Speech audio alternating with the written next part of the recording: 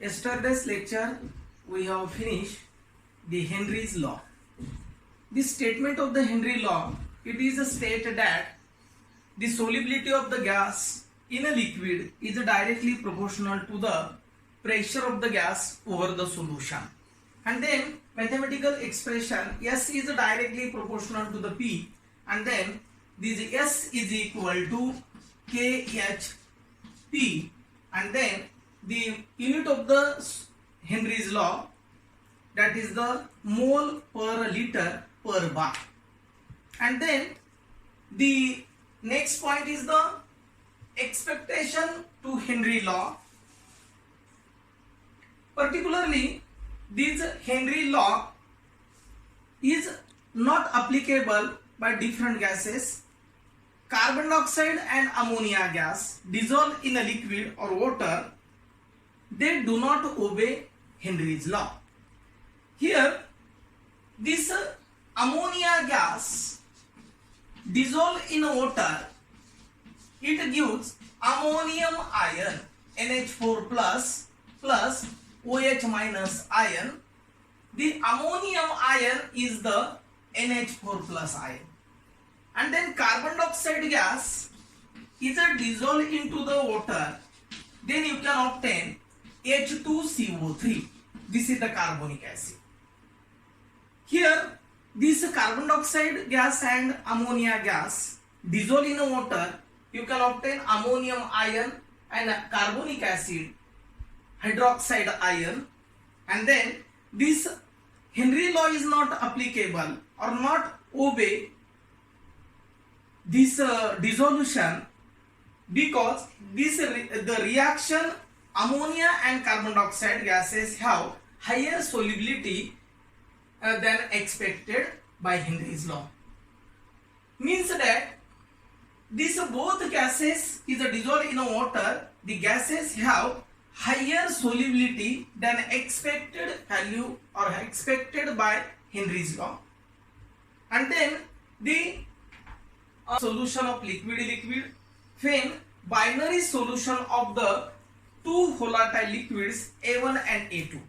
What is meant by binary solution? Binary solution is mixture of two liquids which are miscible to each other. And binary solution, this boiling point of the binary solution, it depends upon which components are present in the solution. And what is meant by volatile liquid?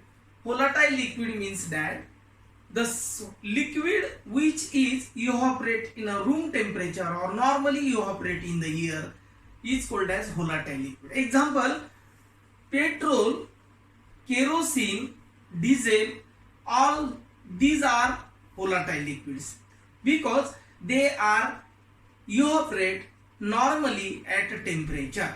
And then this binary solution of the two volatile liquids A1 and A2, when the solutions are placed in a closed container, the binary solution two components are evaporate eventually, and in this condition the equilibrium is established. Particularly, this liquid vaporize eventually between vapors and liquid phase. Both the components are present in the vapor phase. Both the components are present in a vapor phase in a closed container. Then this the particularly pressure of the components is related to their mole fraction of the solution. And then limitations of the Henry's law, here it is applicable. First condition, gas should not be reacts with solvent. Means that in this Henry's law, solubility of the gas in a liquid is directly proportional to the pressure of the gas over the solution. Means that gas should not be reacts with solvent. Means solute molecule. Gas is the solute and then another one is the solvent. Gas should not be reacts with solvent molecule. This is the limitations of Henry's law. Second limitation, gas should not associate or dissociate in the solution. Association means the ions are aggregate. Dissociation means the ions are ionized. And then both the condition, the gases should not associate or dissociate with solution. And then third limitation is this law is not applicable for higher concentration of solution. This gaseous molecule or this law is not applicable for higher concentration of the solution. The concentration is more than 50%.